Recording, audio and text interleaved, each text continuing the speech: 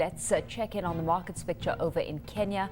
Now recapping, of course, first on trade as it played out in yesterday's session. Shares in Kenya falling to a 3-year low, with the NSE 20 share index dropping 0.3% to 4,463 points, a level that was last touched on February the 4th when it closed at 4,450.7 points. Kenya Power, the country's sole electricity distributor, dropped 2.8% in yesterday's session to the 17 shilling 05 mark as investors await clarity over a proposed increase of electricity tariffs. In the meantime, Kenya's second largest retailer, Uchumi, fell 1.3% to 19 shillings 35. That after it posted a 35% drop in its first half pre-tax profit. On the currency front, the Kenyan shilling edged up against the dollar yesterday after the central bank further reduced the volume of funds washing around the money markets in the session. We had the bank mopping up 15 billion shillings, received 16.6 billion shillings in bids, and accepted 16 billion shillings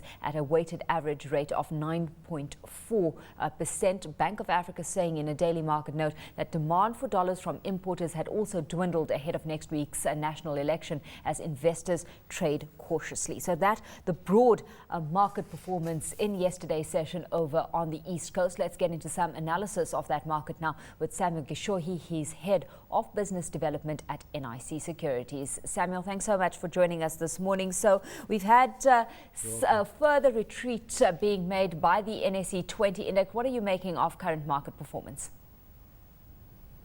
Well, interestingly, this is happening precariously close to the election. I mean, that's only 6 days away. So I think this is more a shift of focus. I don't think we did expect to see this sort of correction happening much earlier than this. I think the postponement from December to March threw us off, and then again now we've had very strong foreign demand, equally vibrant local activity on the market, which indicates that there is a level of confidence that we are not expecting a repeat of 2007, 2008 election, post-election issues.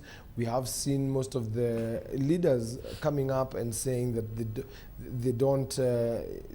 they are ready to accept defeat, and we have also seen that our Independent Electoral Commission has taken very many steps to make sure that this doesn't happen again. The institutions are in place. So I think what we are really looking at, and right now what we are seeing, is that a lot of investors have just taken a wait-and-see position, which I think we are going to see begin to unfold come Tuesday, and once we see how the elections are going, and then we will be able to actually gauge what direction the market will take after that. Of course, a peaceful election will definitely mean that we can see a return to the bullish trends, and of course any issues might cause a level of stagnation and probably more of a drop. With that being the broad sentiment, Samuel, it's in this context that we've had quite a bit of company news coming through. Kenya Power, as I mentioned earlier, dropping yesterday close enough to 3% as investors await clarity over the proposed electricity tariffs that the company has suggested. What's the proposal that's actually been put on the table here?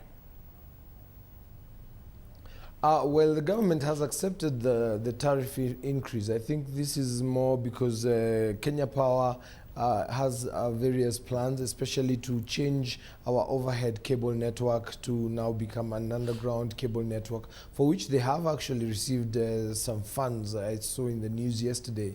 And I also think that because of the increased distribution networks, and they still need quite a bit of investment in infrastructure, and that it is definitely intended to sort of fund this. So I think that that tariff structure is one side of the coin, because I do think that the revenues, there's also a feeling on the market. I heard somewhere yesterday an investor saying that they were expecting KPLC to report a reduction in revenues, and I think that is also something that the market is factoring in, and therefore it might not just be the fact that the tariffs are going up, but also that expectation of a reduction in revenues that might be affecting the stock. Certainly for shareholders, the concern has been that the company's profit margins had shrunk after cost has risen over the years, while electricity tariffs remain steady. Of course, implications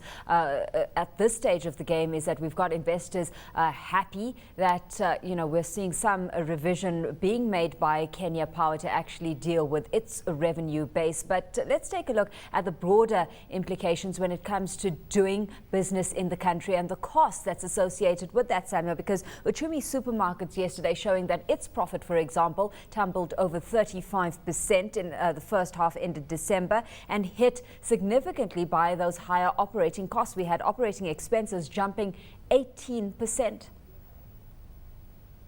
Yeah, well, Uchumi is on an expansion mode, so that must be taken into consideration. And this will definitely hit their books going forward.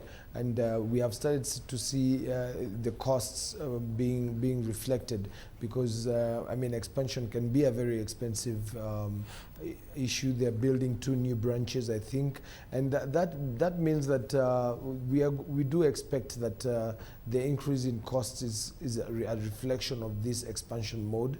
I know that they did also say that, imports and certain other issues were causing the costs to increase, but I do think that the main component was coming from the fact that they're expanding, they're spending more on that, and that, of course, is naturally expected to begin to bring back some revenues going forward, maybe once the expansion is in place. That said, I'm still quite strong on Uchumi. I still think they have a very strong patronization locally, and that is giving them very strong demand. I was looking at the demand and supply numbers, and the demand is very strong, despite the fact that it's at a slightly lower price.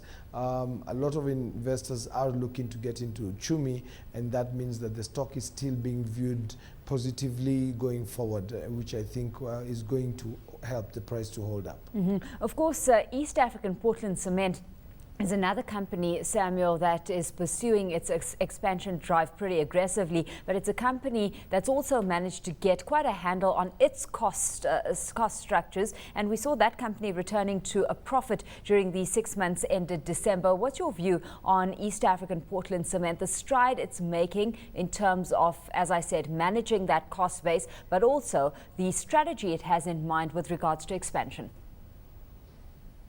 Well, the permanent secretary was quite clear that they have resolved most of the issues that actually caused the company to go out of operations for a certain period last year. And I think those boardroom issues were really affecting the company. And then again, we have started to see East Africa Portland begin to they say they're going to build a network of depots across the country, which is another good thing. What I haven't seen yet, and I'm hoping to see going forward, is that they still have that yen loan, which is still exposing them to exchange rate risks, which I think they need to hedge, or they had intended or had shown intention to hedge on, and we haven't seen much on that end. And I think that that is a very important component that might affect them going forward if we do see a weakening of the shilling. But as long as the shilling remains stable, they are doing fine. We did see their foreign exchange earnings also shooting up, doubling actually, from up to 174 million from about 70 or 65 million or something like that. And that means that a lot is working for them. And I've actually been quite positive on buying that stock, because the reason being, most of the issues that were affecting operations last year were not fundamentally, they were not operational, they were more to do with the boardroom wrangles, and therefore I expect the share price, once the company goes back into profit, which it has, and as they head towards the year end, to start heading back towards where it was in the 60s going forward. Of course, we've had the company paying a dividend to shareholders for the first time since 2010. How much more incentive has that put on the table for you, Samuel? Well, normally with Kenyan investors, it is very, very important to see a dividend. Of course, the Ministry of Finance or the Treasury will be smiling, at least they're getting something into their pocket, and of course Lafarge, who are also a major shareholder. But also the retail investor in Kenya has a tendency to be very dividend driven, and that means that we could see a renewed interest in that stock. We saw that with National Bank of Kenya when they started paying dividends after a long pause, and so I do expect to see some strong, some strong reaction to that. And the thing is, right now, East Africa Portland has been fairly illiquid in comparison to its peers in the cement sector. And so I think that that is also an issue that if they see liquidity coming onto that particular stock, then we would expect to see the price shift upwards, and we should see a strong support for that.